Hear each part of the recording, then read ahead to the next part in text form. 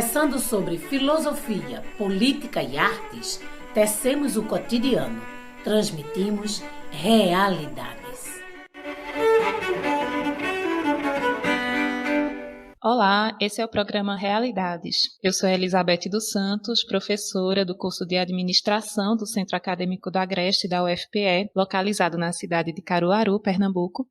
E hoje estamos com Mariana Mazzini para conversar sobre questões de gênero na pandemia. Quando falamos sobre gênero, ainda é comum perceber alguns desentendimentos sobre essa categoria analítica ou prática, principalmente a confusão entre gênero, sexo biológico, orientação sexual. Além disso, este é um tema de extrema relevância na atualidade, em função das desigualdades que mulheres sempre vivenciaram, mas que têm se agravado no contexto pandêmico. Para falar sobre essas questões, convidamos Mariana Mazzini, professora do Departamento de Administração Pública e Gestão Social da UFRN. Bom dia, Elizabeth, bom dia, Stephanie, bom dia a todo mundo que nos escuta. Queria dizer da minha felicidade de estar fazendo parte desse momento. Acho que nós que vivemos e construímos a universidade pública no Brasil, a gente não tem dúvidas sobre a importância da universidade, mas a gente tem muitas dúvidas sobre como a gente tem comunicado nosso trabalho, e acho que é fundamental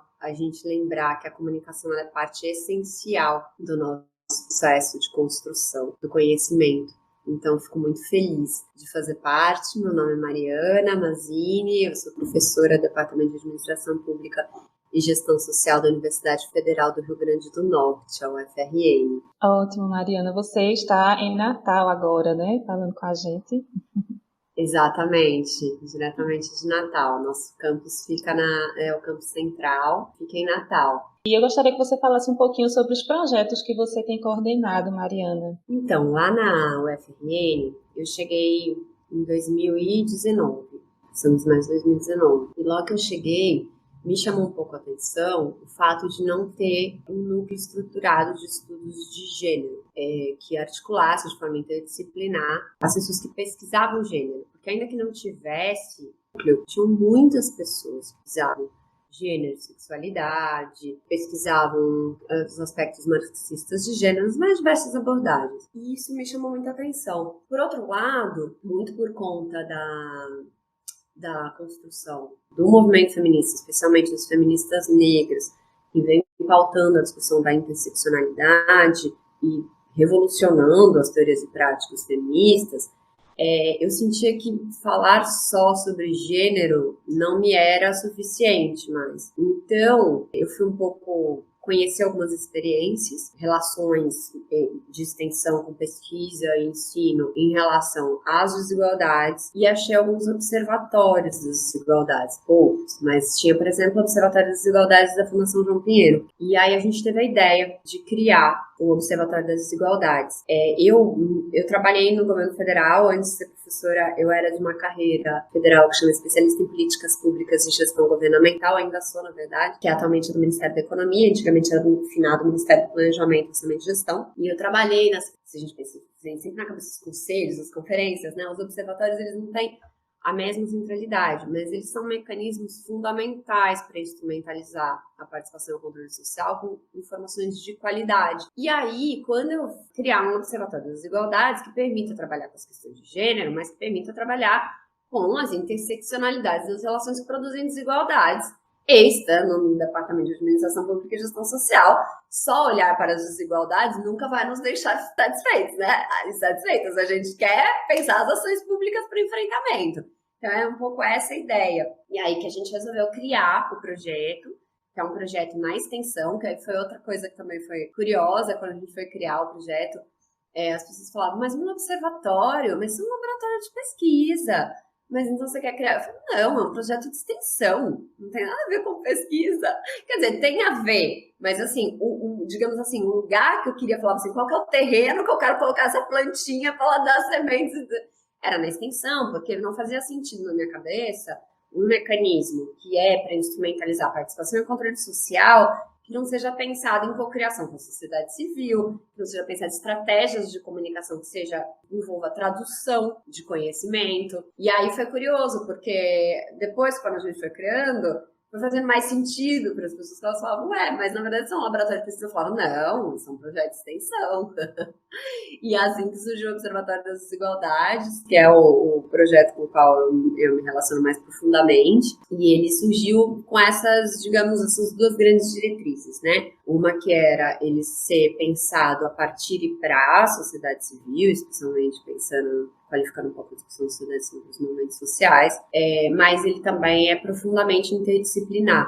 Então, qualquer atividade que a gente faça, a primeira coisa que a gente pensa é como a gente envolve diversas pessoas de diversas trajetórias diferentes e como que a gente envolve diversas áreas do conhecimento. Então, a gente vai organizar um curso, a gente não vai fazer um curso com a administração sozinho. A gente vai pensar, bom, sei lá, que dá pra gente fazer alguma coisa com o pessoal da economia, com o pessoal da letras. A gente fez agora o último evento que a gente fez foi com o pessoal da letras e com uma atriz de teatro, com uma fotógrafa. Então, a questão é muito como a gente envolve diversas formas de saber, formais e não formais, entendendo que a gente vai precisar de todas elas para enfrentar as desigualdades. Então, um pouco essas digamos assim, as duas diretrizes do observatório. E aí a gente começou a criar um projeto que envolve, então, tanto a produção e a difusão de informação clássica, publicações, né, quanto cursos, e especialmente uma coisa que surgiu para a gente, quando a gente fez a pesquisa de boas práticas do observatório, a gente percebeu que os observatórios que trabalhavam com temas que não são muito do senso comum, especialmente, então era muito comum que se criassem glossários e verbetes. E aí a gente falou, bom, eu acho que apesar de desigualdade, interseccionalidade, transversalidade já não são, né? E a gente acaba, como a gente atua nessa área, a gente acaba muitas vezes, tomando um conhecimento como básico. Todo mundo sabe que a interseccionalidade, acordo de manhã, bom dia, tô conversando com a minha família e falo, porque a interseccionalidade... Gente, não é nada básico, imagina, não faz o menor sentido isso. E aí a gente começou a trabalhar a ideia de que a gente queria ter um glossário das desigualdades. E como a gente começou o projeto bem no período remoto, pandêmico, né, porque a gente começou em março do ano passado, uma das sugestões que a gente coletou foi por que vocês não fazem um material audiovisual? E aí depois usa o texto também, até por conta de questões de acessibilidade, o material não pode ser integralmente de audiovisual. Aí a gente foi conhecer algumas experiências de glossários que envolviam verbetes em materiais audiovisuais, são geralmente conteúdos curtos, introdutórios, e aí a gente começou a construir o glossário. Então a gente foi tanto trabalhando com as coisas mais tradicionais, o que se deveria esperado do projeto, quanto algumas inovações em relação a algumas iniciativas que a gente sentia ausências para poder desenvolver um conhecimento que fosse acessível. Claro, sempre uma dificuldade, né? Porque a gente sempre vive essa questão, a gente vai simplificar o conceito, aí as pessoas vão dizer que a gente está na academia fazendo uma coisa que, né?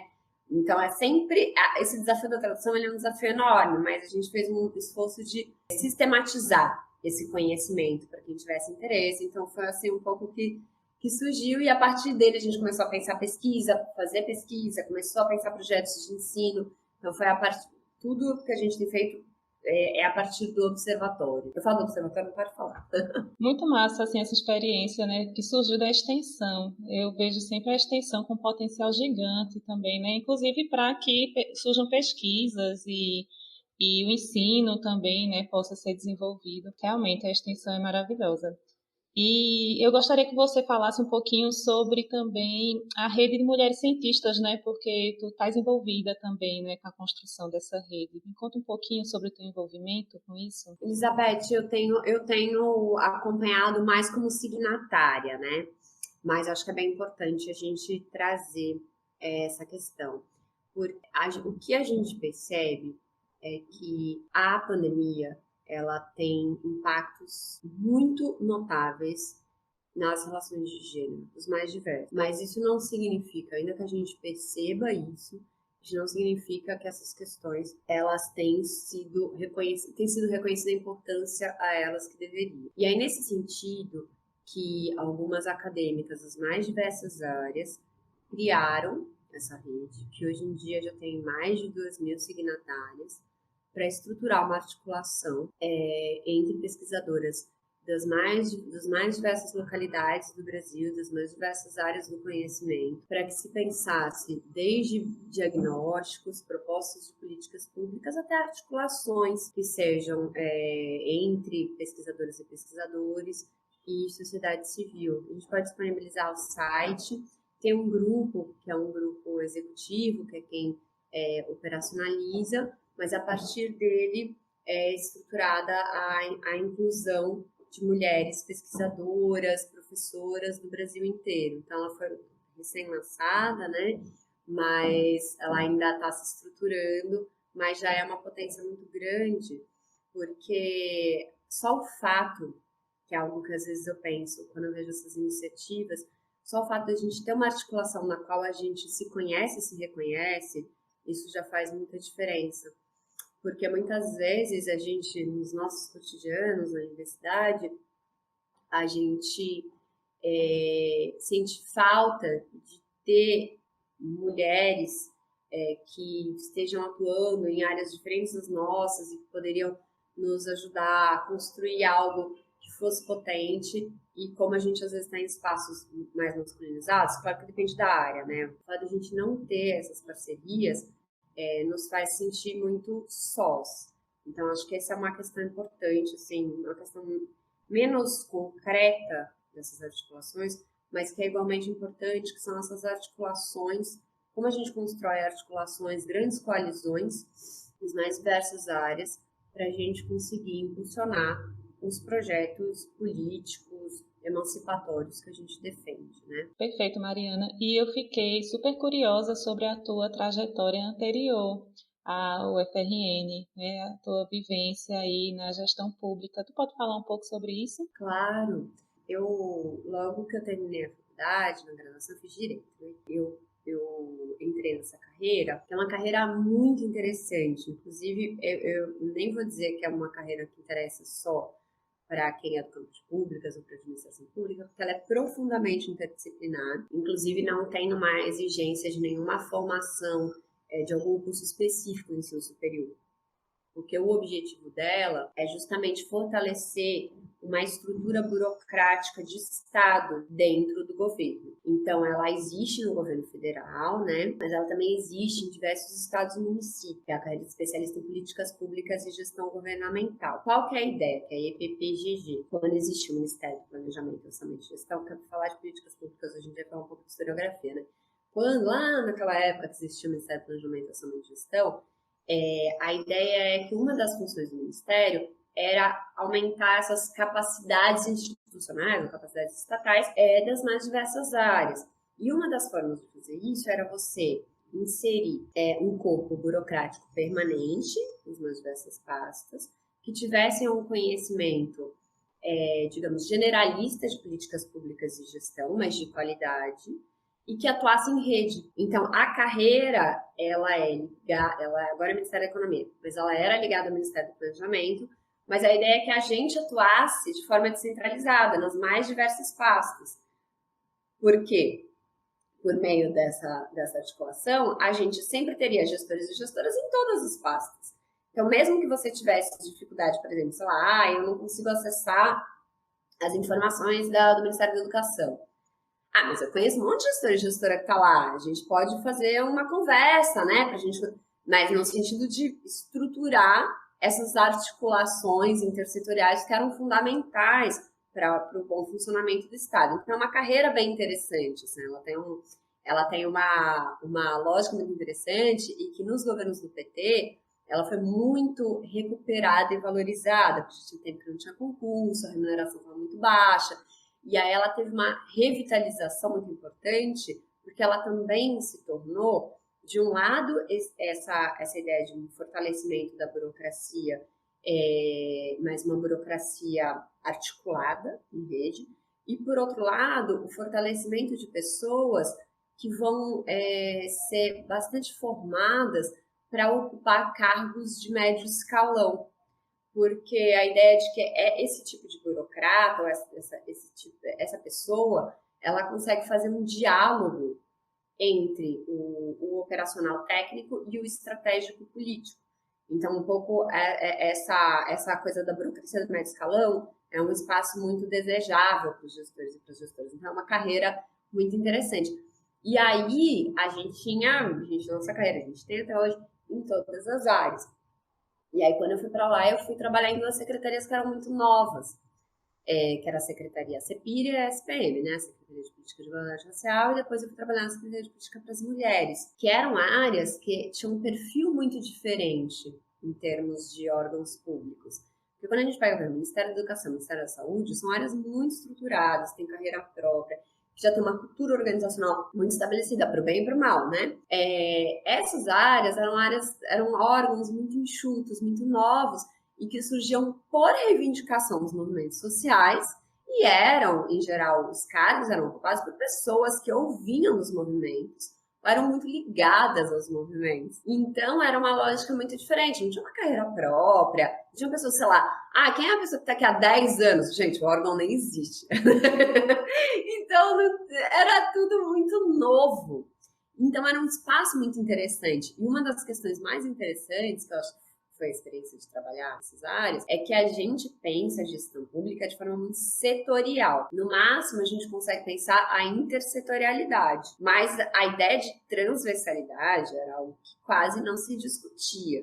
A menos que fosse assim, a transversalidade como a gente discute na educação, conhecimento transdisciplinar.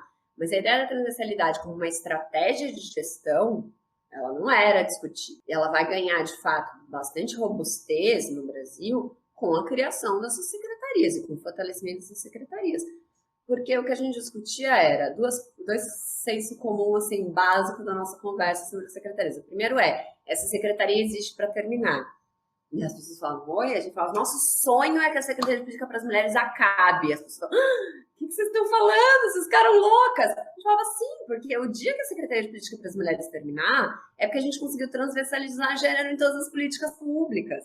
Então, a nossa função era garantir que a gente reorganizasse a ação pública em torno da igualdade de gênero. Então, essa era uma primeira coisa.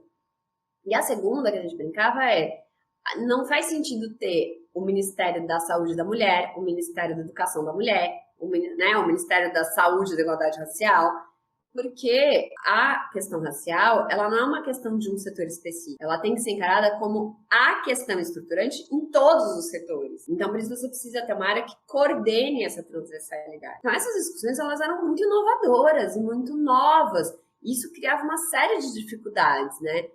Porque o que uma secretaria transversal tem a oferecer? Ela tem recurso? Tinha um amigo meu que brincava que, às vezes, ele não sabia que ele trabalhava na Secretaria de Direitos Humanos, ele não sabia se as pessoas entendiam se ele era dos delírios humanos ou dos recursos humanos. Porque quando ele chegava, ele falava assim, olha, o que vocês estão fazendo, vocês têm que mudar tudo, mudar tudo. E aí as pessoas falavam, delírios humanos, né? Porque a pessoa chega aqui, não trabalha aqui e vai me dizer o que eu tenho que fazer, ou era dos recursos humanos. A pessoa falava, então tá, então você vai financiar essa ação. Não, vocês têm que financiar com o recurso de vocês. O que vocês têm? A gente tem pessoas aqui para ajudar vocês nesse sentido. Ele falava, bom, recursos humanos, porque só tinha pessoas a oferecer. Então eram estratégias muito inovadoras e, enfim, também enfrentavam enormes dificuldades nesse sentido. Então foi uma experiência muito bacana vivenciar essa construção dessa estratégia da transversalidade a partir de um lugar de ser burocrata e a partir de um lugar de ser aquilo que hoje em dia é bastante discutido em termos conceituais, que é a ideia de femocratas, né? Então, a ideia de feministas, que era uma coisa, inclusive, que dentro do movimento feminista tinha um questionamento. Eu até já escutei isso uma vez de uma feminista que eu gosto muito, que ela falou assim, você está trabalhando no Estado, você não pode ser feminista, porque feminismo é um movimento social e você está dentro do Estado. Aí eu pensava, gente, parece que assim, pegaram minha carteirinha e suspenderam, assim, sabe? Agora você não é feminista. Mas eu sou o quê? Se eu penso como feminista, se eu ajo como feminista, se tudo que eu estou fazendo aqui é feminismo, qual que é o meu lugar, então, né? Eu só vim aqui por causa disso. E é a discussão das femocratas, né? Então, um pouco essa ocupação desse espaço estratégico do Estado para, por meio dessa ocupação, conseguir, em articulação com o movimento feminista, conseguir garantir de fato as condições para que aquela transversalidade ocorra lá. Então, entendendo que é um pouco uma disputa de hegemonia. A transversalidade é uma disputa de hegemonia. Então, ter as pessoas que vão fazer essa disputa dentro do Estado, vão dominar a linguagem, vão saber como é licitação, como é um lançamento público, coisa que muitas vezes quem não trabalha no Estado não sabe, não é obrigado a saber, obviamente, mas ter essas aliadas e ter essas pessoas que são parte do projeto, mas que estão dentro do Estado, é algo estratégico. Então, até em termos de discussão, assim, de vivenciar todas essas reflexões sobre o que significa ser feminista dentro do Estado, foram experiências muito bacanas. E aí depois eu fui trabalhar na Prefeitura de São Paulo, né? Eu fui cedida à Prefeitura de São Paulo e trabalhei lá. Só que aí eu já fui para áreas diferentes, que eram áreas muito centrais de governo, né? Então eu fui trabalhar em área de coordenação governamental, que é uma experiência diferente, né? Na Secretaria de Governo. E aí também você percebe o quanto é possível ser democrata ou ter um compromisso com a interseccionalidade, ter um compromisso com as pautas que a gente defende e ocupar posições estratégicas, e como isso faz diferença, porque você está estrategicamente posicionado.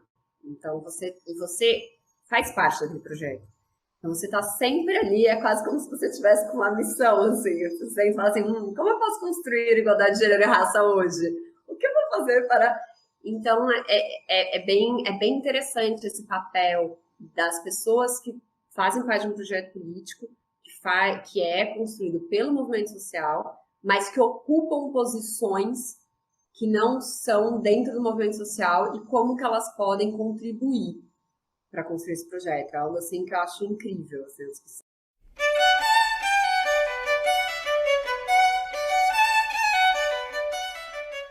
em breve seguiremos tecendo realidades.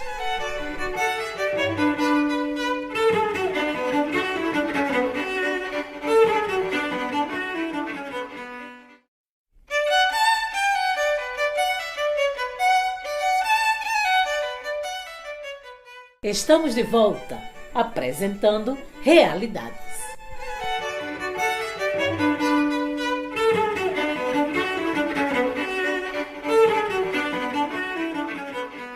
Quais os entendimentos sobre gênero, né, e sobre as outras categorias, também os outros marcadores, né, da diferença que você mencionou aí, que você construiu ao longo de toda essa trajetória? Eu estava pensando, enquanto eu estava comentando na Secretaria de Política para as Mulheres, eu estava pensando que é muito curioso, assim, né, a gente pensar o conceito de gênero, porque a gente pode pensar o conceito de gênero como não que não seja uma categoria analítica, ela é uma categoria analítica, mas é muito interessante a gente pensar como essa categoria analítica, ela vai se transformando e vai se construindo e reconstruindo a partir das práticas dos movimentos. E aí, até quando eu penso a vivência que eu tive com os movimentos feministas, enquanto estava na Secretaria de Política para as Mulheres, e as trajetórias que a gente conhecia a partir de estar lá, então a gente conhecia a trajetória das feministas, as feministas da década de 80, né? Então era muito interessante ver como o feminismo foi mudando também. Porque o feminismo foi mudando, o conceito de gênero foi mudando. Porque a ideia do conceito de gênero, assim, resumindo muito a ópera, qual que era a ideia, assim, na sua origem?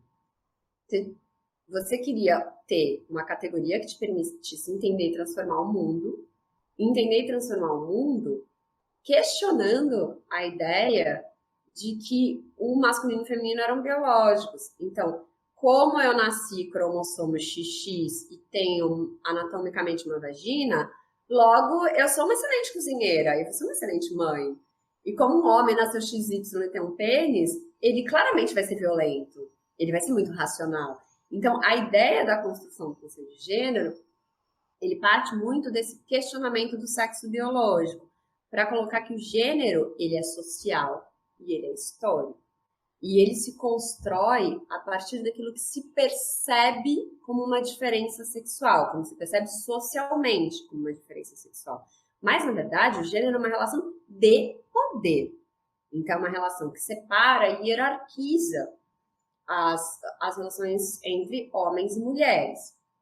Então, assim, resumindo muito, essa poderia ser assim, qual é o conceito clássico, a origem? Por que esse conceito surge dessa forma? Porque quem vai construir eram os movimentos feministas de mulheres que estavam questionando as opressões das mulheres, entendiam a ideia de ter uma ideia mais universal, o que é ser o feminino, o que é ser a mulher. Então, você tinha uma construção de uma categoria que era muito totalizante, né? Porque você tinha que dar conta de um monte de experiênciazinha e falar, não, peraí, mas tem alguma coisa aqui que é nossa, que é coisa nossa. Então, tem essa construção. E é uma construção muito rica, porque ela vai mexer em dimensões muito complexas. Então, a gente está falando de relação de poder, a gente está falando de história, a gente está falando de relações que são sociais, de poder, né? Elas não são relações que surgem, sei lá, por obra divina, né? Elas são relações construídas socialmente. Então, ela tem essa dimensão, mas ela também tem dimensões que são simbólicas e normativas, que tornam ainda mais sutil o processo de poder de dominação. Então, quando a gente fala do gênero, a gente está falando como um destino normativo, né? Eu não sou doce, mas eu, enquanto mulher, eu sou esperada que seja doce. E se eu não sou, isso é chocante. É uma categoria que ela é normativa e ela trabalha uma simbologia. A gente tem uma simbologia social, né? Então, as mulheres, elas são construídas nessa... E são simbologias contraditórias. Ou elas são Evas, pecadoras, que vão levar ao pecado e tem que ser controladas, ou elas são Marias, que são abnegadas. E essas duas categorias vão dar conta da experiência da feminilidade. Então, a gente tem uma dimensão muito simbólica que vai construir a gente subjetivamente. Dentro das nossas maiores intimidades, individualidades, está lá o gênero informando. Cada sentimento nosso muito íntimo, o gênero está lá, né? Por quê? Porque o gênero estrutura a realidade social enquanto uma relação de poder e de dominação. Então, olha só, quando a gente olha para as mulheres, assim, até não precisa ir tão longe, né? Falar dos séculos passados, mas pega, por exemplo, essa geração que é a geração que construiu o feminismo na redemocratização no Brasil. Digamos assim, isso era uma síntese interessante, isso poderia ser uma síntese do pensamento dessas mulheres incríveis que protagonizaram essa história. Só que o que acontece? O gênero vai se transformar porque o feminismo também vai se transformar. E aí, qual uma das questões que vai surgir? Eu acho que esse gênero aí tá com muito cara de experiência heterossexual, né, não? Porque você tá falando, eu nasço mulher, eu me torno mulher, eu desejo um homem. Será mesmo que isso é gênero? E aí, as feministas lésbicas, bissexuais, as feministas transexuais, a teoria queer, intersex, vai começar a questionar e falar assim, olha só, essa relação, essa matriz de inteligibilidade, ou essa continha aí que você faz, chega tipo, nasce mulher, cresce mulher, deseja homem, isso aí não faz sentido, porque você pode nascer com a anatomia feminina e você pode desejar homem e mulher, e você pode, na verdade, se identificar como homem. Então, essa relação, ela não existe. Inclusive, quando a gente traz o caso dos intersexos, das intersex, o que a gente percebe? Nem anatomicamente isso é um destino. Você pode nascer com anatomias que não se explicam pelo feminino, pelo masculino. Eu tô lendo muito o Paul B. Preciado, né? O Quarto de Urano. E é incrível a discussão de gênero. E aí você olha e fala assim, nossa, aí revoluciona tudo, porque você fala gênero, não é essa categoria universalizante, não pode ser igual a mulher, porque o gênero é relacional. E o gênero é relacional, a gente precisa considerar todas as potencialidades e as possibilidades. E aí quem vai transformar a discussão de gênero é a teoria queer, nesse sentido. Mas aí vai ter um outro caminho de transformação, que é, muito bem, então a gente já percebeu que não existe, essa primeira coisa, não existe esse gênero que é só mulher. Depois não existe essa mulher universal. E aí você vira e fala assim, e quem disse que só gênero estrutura relações de poder e de dominação? E quem que é essa mulher? Como bem dizia uma moça numa reunião que eu tava, falou assim, é muito bonito esse papo de feminismo, né? Porque aí vem aqui as feministas brancas, de elite, não sei o que, né? E aí falam aqui de igualdade, não sei o que, e aí todo mundo vai pra casa e a gente limpa o banheiro delas, né? Então, assim, o que é essa mulher que ela não tem cor, que ela não tem etnia, que ela não tem classe, né?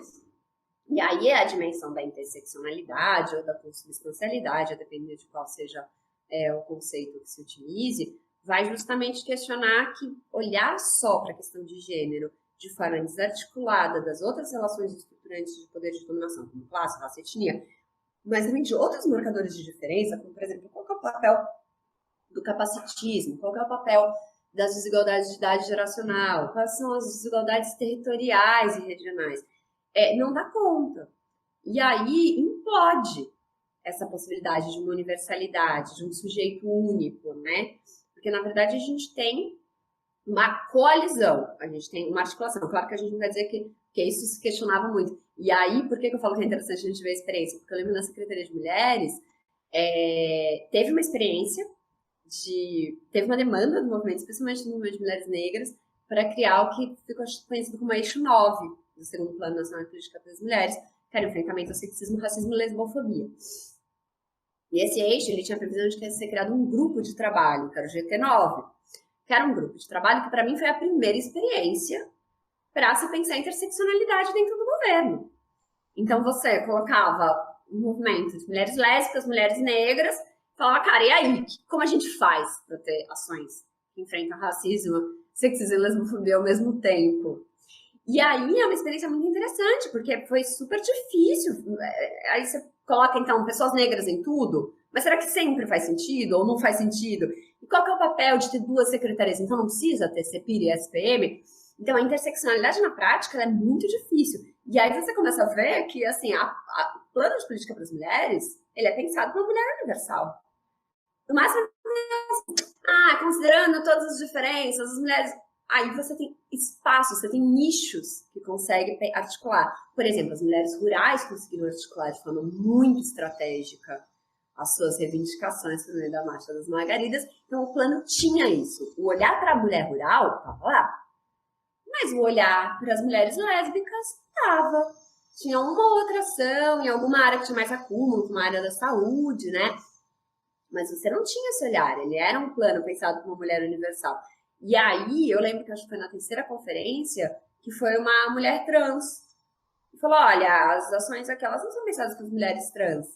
E as pessoas olharam e falaram, eu vi várias mulheres falando, mas isso é uma pauta da Secretaria de Direitos Humanos. Não tem a ver com política para as mulheres. A própria secretaria, né? Na Secretaria de Política para as Mulheres. Não uma Secretaria de Igualdade de Gênero. E aí, o que significa uma Secretaria de Política para as Mulheres? A gente não vai discutir, por exemplo, masculinidades, porque o nosso foco é, por meio da garantia de direitos das mulheres, a gente vai produzir igualdade de gênero no Brasil, que é uma tática importante. Mas será que ela dá conta? E que mulher é essa? Ela é uma mulher que é branca? Ela é uma mulher cis? Ela é uma mulher heterossexual? Então, a própria, sei lá, eu estudo cuidado. As categorias de estudos de cuidado, de visão sexual do trabalho, elas são profundamente marcadas pela heterossexualidade. Será que só se... Aí você lê depreciado e fala, olha, quem diz que reprodução social, reprodução tem que ser heterossexual? E é uma discussão que ainda é um acúmulo muito recente dentro do feminismo. E é interessante você ver esse processo, no próprio processo de institucionalização das políticas. Não tinha uma discussão sobre direitos de mulheres e homens trans. E até hoje, dentro do movimento feminista, por exemplo, a participação de homens trans no movimento feminista, a depender do movimento, isso não é aceito. Não é visto, mas um homem trans vai participar, ou ao contrário, mas alguém que nasceu homem vai participar do movimento feminista, agora se diz mulher. Não, peraí, se diz mulher. Então, a transexualidade destrói, assim, desfaz o gênero nesse sentido, né? Porque é tão radical o questionamento que percebe que era muito, que não dava conta.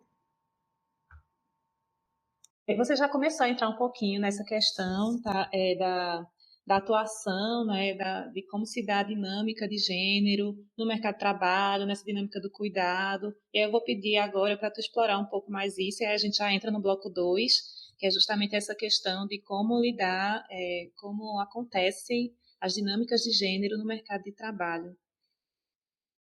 Gente, desculpa, eu falo muito, sou muito falando.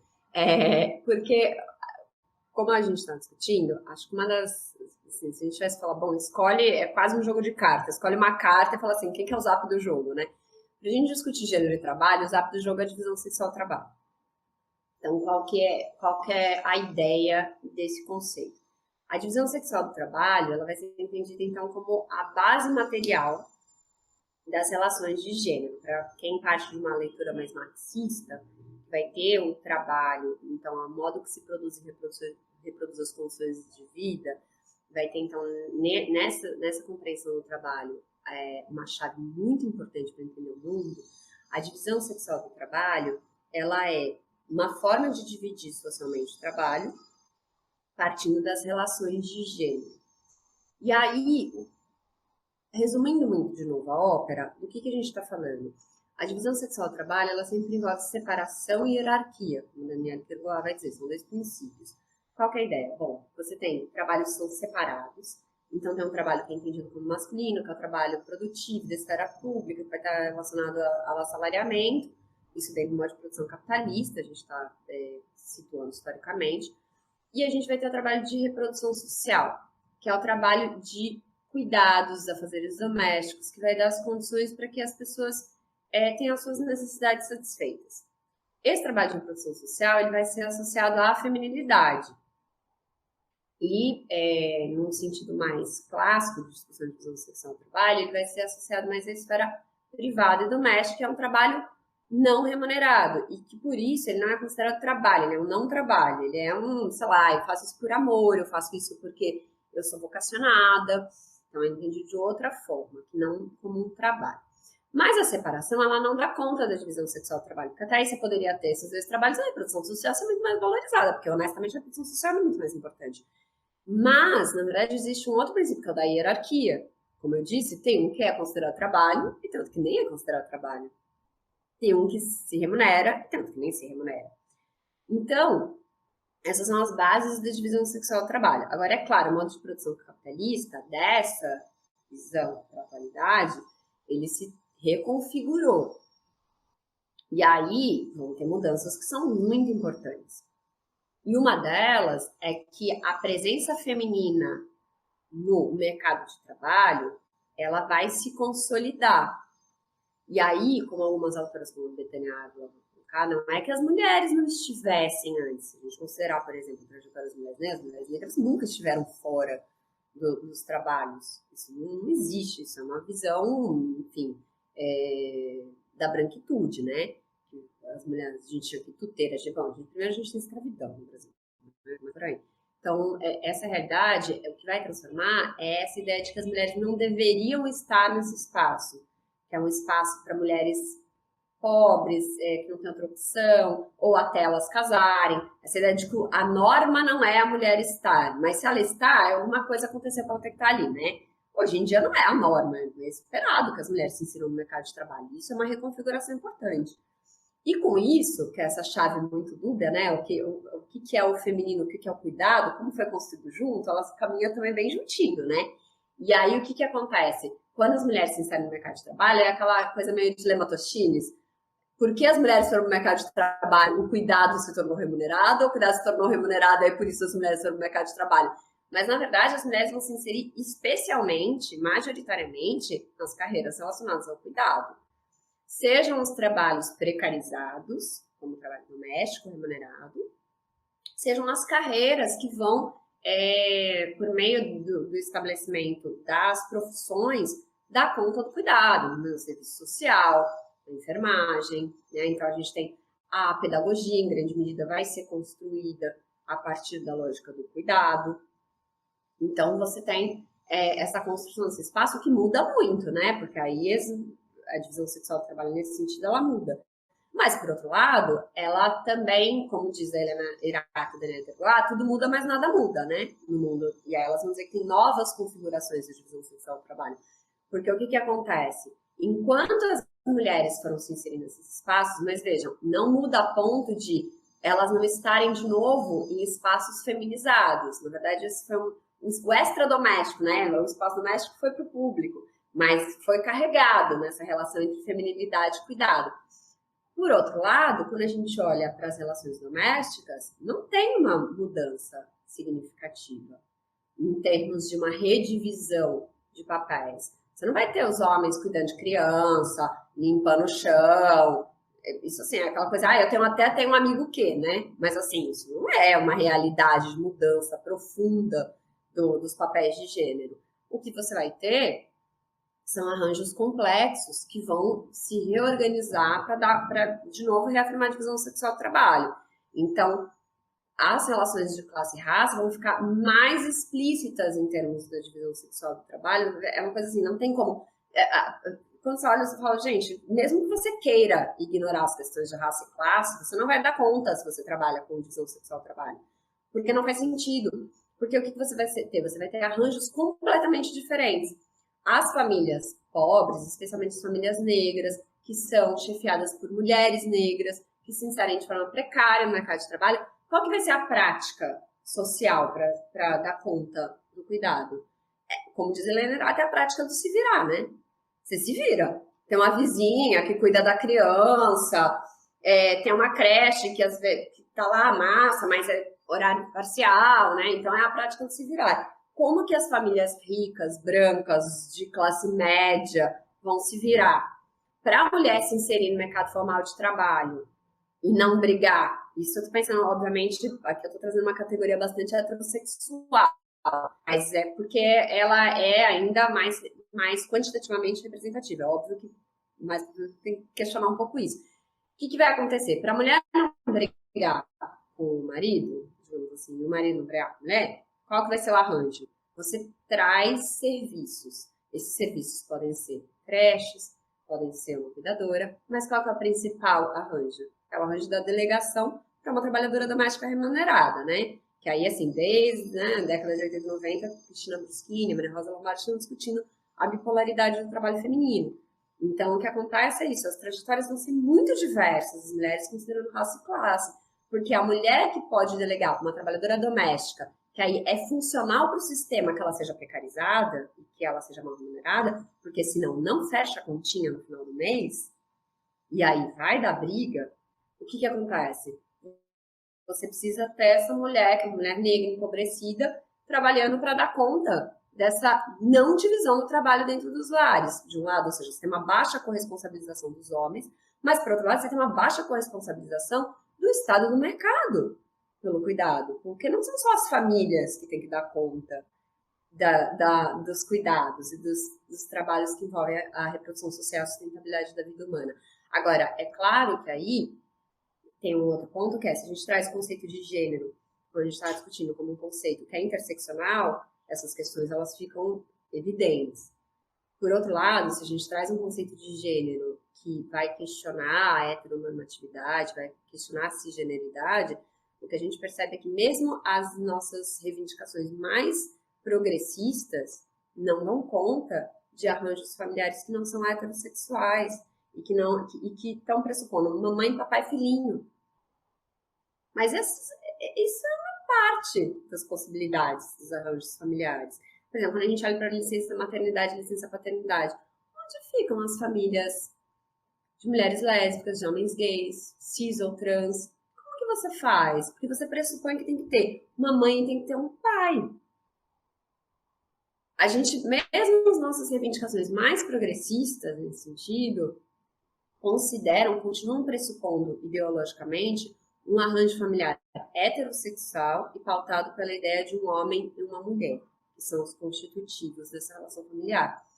Então, a divisão sexual do trabalho, como um conceito, ela é muito importante para a gente pensar políticas de cuidado, para a gente pensar emancipação e igualdade de gênero, mas a gente precisa pensar em termos que não sejam tão binários do ponto de vista de gênero, porque senão a gente vai excluir alguém. E aí não faz sentido, como feministas, a gente está pensando num projeto super emancipatório que já parte de antemão da exclusão de pessoas, né?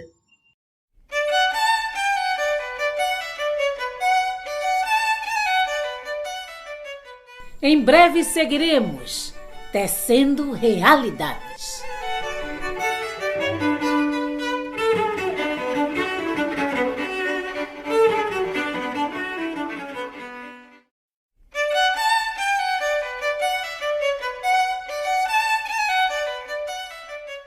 Estamos de volta, apresentando Realidades.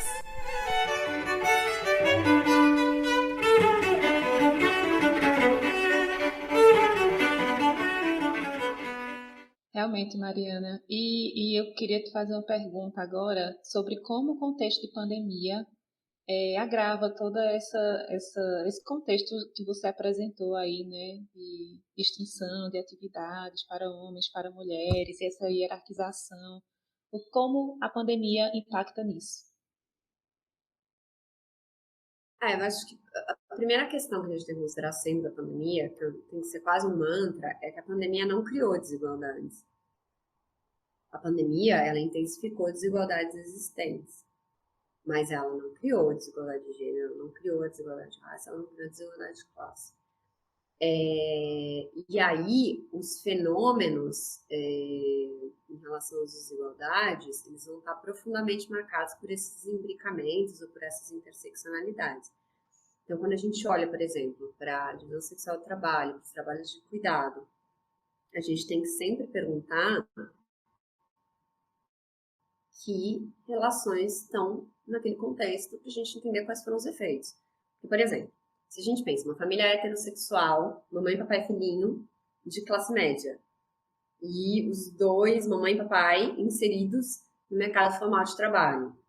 Essas pessoas estão em home office. Qual que é o tipo de desafio que vai se colocar?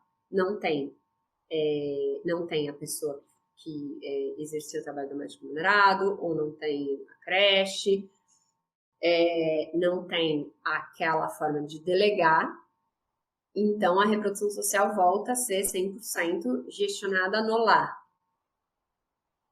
Por outro lado, as pessoas não estão saindo para trabalhar de casa. Então, elas trabalham em casa e aí você vê a divisão sexual do trabalho no mesmo espaço.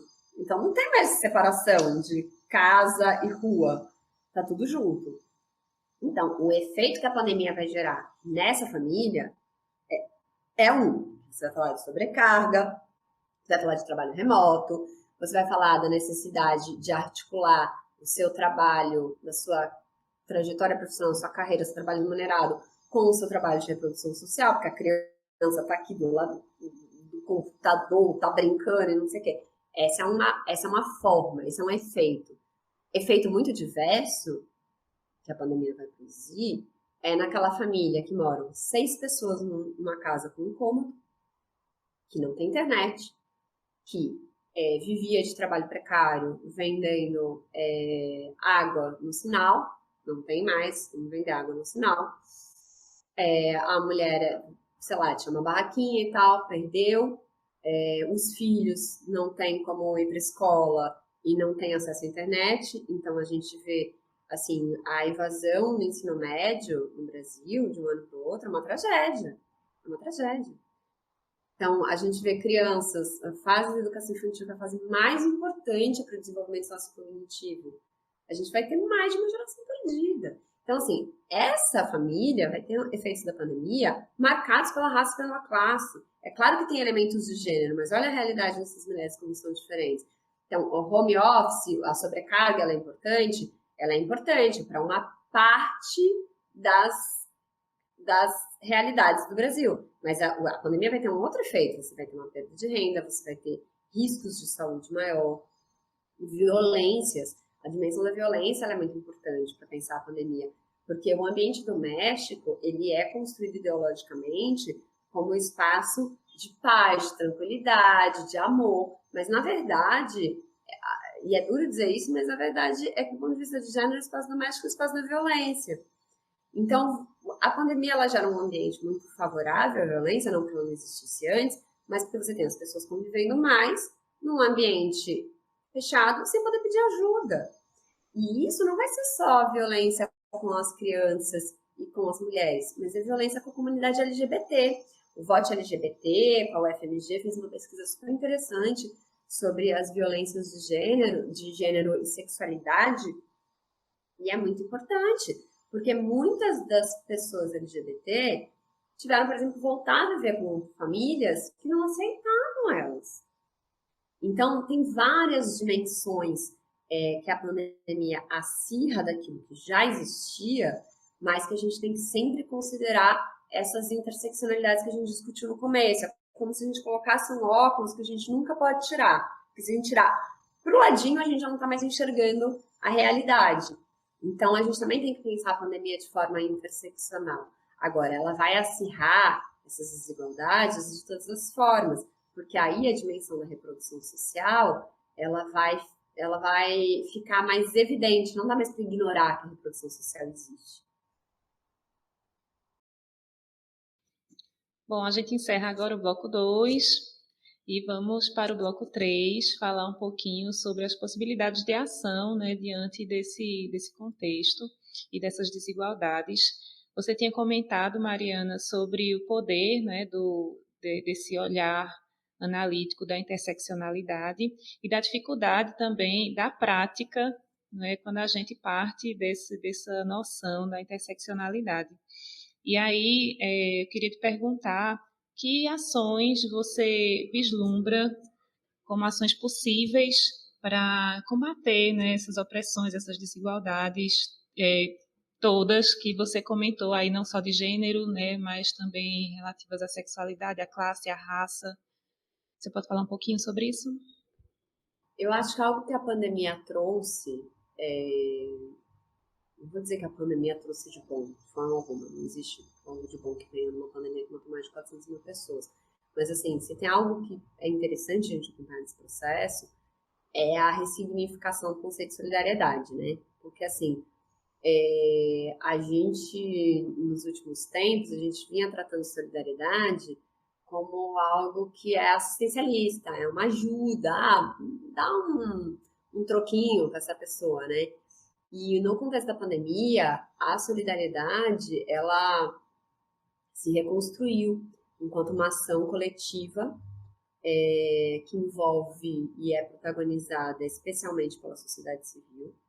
Porque é claro que, assim, a gente tem que considerar que, quando a gente olha para os governos dos estados, municípios, né, os governos nacionais, a gente tem realidades muito diversas. Mas quando a gente olha para o contexto da pandemia, a gente precisava mais que nunca do governo federal coordenando. E o governo federal não só não coordenou, o governo federal sistematicamente produziu uma ação que era contrária às medidas de saúde. Então, quem mais uma vez chamou e falou assim: eu vou protagonizar a sociedade civil. E quem vai protagonizar esse processo de solidariedade é a sociedade civil.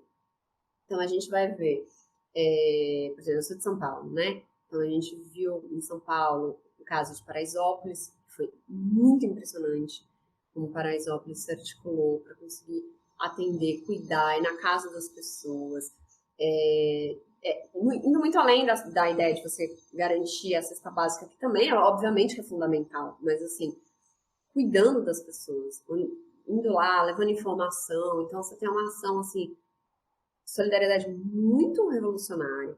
Mas a gente vai ver isso em todos os lugares. Por exemplo, no Natal, os movimentos feministas protagonizaram ações muito interessantes. Então, a gente vê, por exemplo, o Leila Diniz e o Motim Feminista protagonizaram ações como Entrelaçadas, que foi uma ação de doação para mulheres em situação de vulnerabilidade, de atenção a essas mulheres. A gente vê, como, por exemplo, o Centro Feminista 8 de Março, que também protagonizou ações super importantes de atenção, por exemplo, às mulheres de economia solidária, cooperativadas, que eram bordadeiras, rendeiras, e aí elas não conseguiam mais ir à feira. Então, fizeram lojinha virtual para as mulheres poderem vender as suas produções. Então, você vai ter uma série de ações super importantes de estratégias de solidariedade.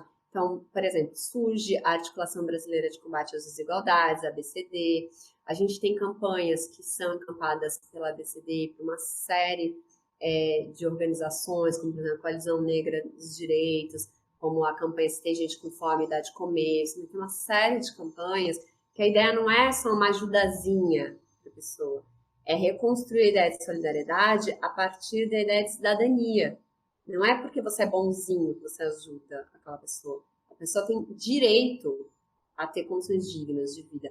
Isso é algo interessante, que eu acho que, assim, que a sociedade civil protagonizou um outro projeto em discussão. É claro que, assim, a gente continua vivendo uma desigualdade absurda, aumentou a desigualdade, mas não foi algo que simplesmente não teve luta, que não teve resistência, que não teve cooperação. Acho que a gente tem que contar essa outra história, porque senão é muito injusto, né? A gente cala justamente quem está revolucionando. Então é muito, muito, muito bom que vocês tragam essa visão de olhar também para as iniciativas que foram iniciativas de solidariedade. Ô Mariana, e queria te perguntar também o que é que tu acha sobre o papel da universidade diante desse contexto de desigualdades. É, quando a gente olha, por exemplo, no contexto da pandemia, e eu olho, por exemplo, para a UFRN, a UFRN foi muito importante nesse processo. Seja por meio de ações mais, digamos, do esperado da UFRN, então você tem um laboratório de inovação em saúde, que foi organizar os dados, virar um espaço de referência para acesso à informação sobre o que estava acontecendo. Você vai ter produção de conhecimento, você vai ter uma série de ações de atenção às pessoas, aquilo que seria, digamos, o esperado. Mas é interessante algumas iniciativas, por exemplo, no Rio Grande do Norte, teve uma iniciativa que chamava RN Solidariedade Covid, eu participei, que era um espaço de articulação da sociedade civil, mas era um espaço especialmente de articulação com professoras e professores da universidade. E que foi criando, surgiu com a ideia de juntar dinheiro das pessoas para produzir EPIs, para produzir equipamentos de proteção individual, porque na época não tinha, não sei se, gente, a gente está há muito tempo na pandemia, mas assim, teve um momento que não tinha EPI para os profissionais da saúde. E aí qual foi a ideia? Vamos pegar dinheiro e a gente produz esses EPIs. E a gente vai entregar para os profissionais da saúde. E aí começou com uma iniciativa de produzir equipamentos de proteção individual. Tanto é que você vai aprender essas expressões, EPI, face shield, que a gente nem sabe o que era. Mas aí, a partir disso, foi se percebendo que era necessário, por exemplo, aquele contexto de surgimento das lives, vamos fazer lives para informar as pessoas do que está acontecendo, as pessoas ficarem em casa. Vamos ajudar o governo do estado a pensar políticas públicas. Então, a gente teve uma frente, por exemplo, muito legal de atuação para pensar um projeto para a cultura. Como que a gente poderia remunerar os profissionais e os profissionais da cultura num contexto que não tinha mais show, não tinha mais teatro. Então, como que a gente pode fazer para remunerar, por exemplo, as lives? Quais são os projetos? Então, essas frentes é muito interessante porque a universidade, a universidade é um espaço tão interessante de inovação que ela dá conta daquilo que é o esperado, né, em termos de produção de conhecimento, de organização de informação, de atenção à saúde, né? Mas ela também dá conta de construir essas articulações, como a gente falava, né, da rede dos cientistas, que essas articulações são muito potentes, porque você junta as pessoas das mais diversas áreas, dos mais diversos conhecimentos, que estão pensando em estratégias para transformar a sociedade naquele contexto. Então, que vai desde divulgação de informação, até produção mesmo de equipamentos, até produzir ideias de políticas públicas. Então, a gente tem a universidade, esse espaço, tem um estudo foram alguns professores, algumas professoras, mas me ocorre diretamente a professora Atlética do nosso departamento, fizeram um levantamento sobre o que as universidades fizeram no contexto da pandemia. E foram olhar para as diversas inovações. E você vê isso no Brasil inteiro. As universidades, em momento nenhum, pararam. Nunca houve paralisação na universidade. A gente deu conta não só daquilo que era esperado da gente, mas a gente foi além.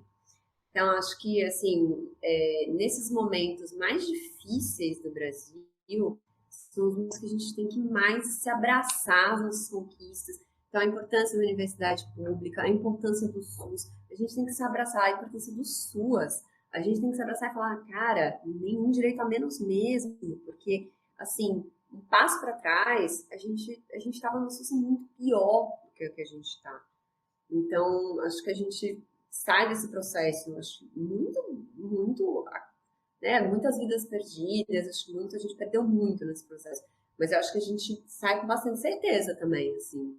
A gente não tem que ter dúvidas, não tem que ter momento que a gente fala assim, eu acho que eu fiquei com dúvida, será que a universidade pública é... Não tem essa dúvida, a gente já provou isso nas situações mais calamitosas, que ela é fundamental, então a gente não pode ter nenhum segundo de dúvida sobre que o nosso projeto político ele é emancipatório, ele é transformador, ele é inclusivo e a gente tem que partir dele e das nossas conquistas. Perfeito, Mariana. Eu fico até emocionada assim falando do potencial da universidade, porque é uma coisa assim transformadora, né? E nesse momento assim de crise, a universidade está exercendo um papel fundamental, como você bem colocou. E aí, para a gente finalizar essa conversa deliciosa, eu vou pedir para você fazer alguma sugestão, alguma indicação. Você pode, de repente, deixar aqui as redes sociais, né, do Observatório. A palavra é com você para finalizar esse momento. Eu vou deixar as redes sociais do Observatório, mas eu queria fazer um convite.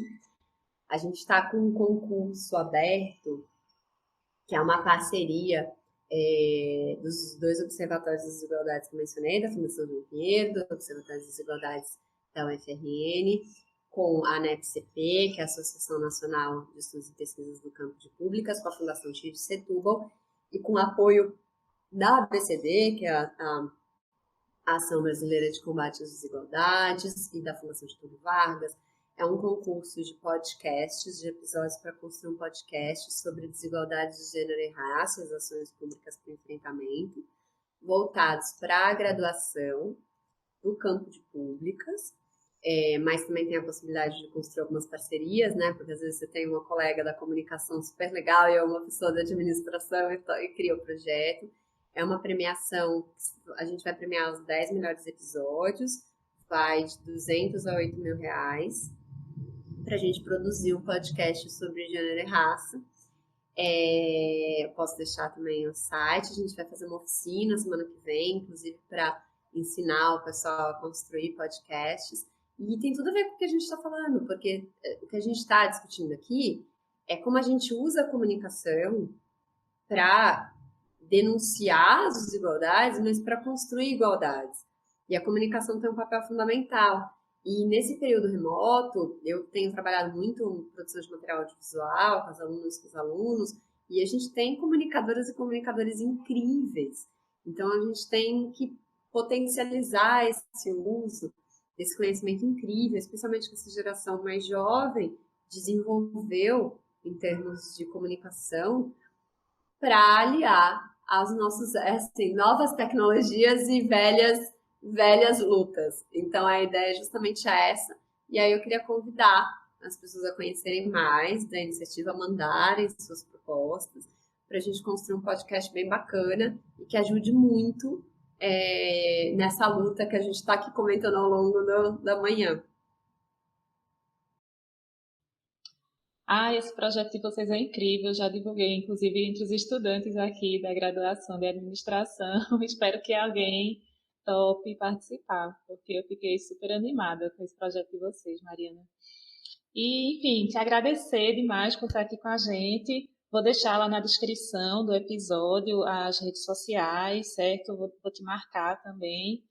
E espero que essa conversa seja só o início, né, de uma troca mais ampla aí sobre esses temas tão importantes. Obrigada, viu? E vice-versa, o observatório fica aberto para vocês e quem sabe quando a gente estiver todo mundo vacinado, a gente não faz um encontro dos projetos de extensão. Vamos aguardar o convite para visitar vocês e vocês vão nos visitar. Por favor, já quero esse encontro, já estou com a roupa de ir. Exatamente.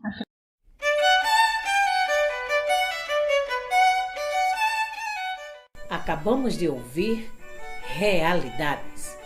Oferecimento Proeste, UFPE.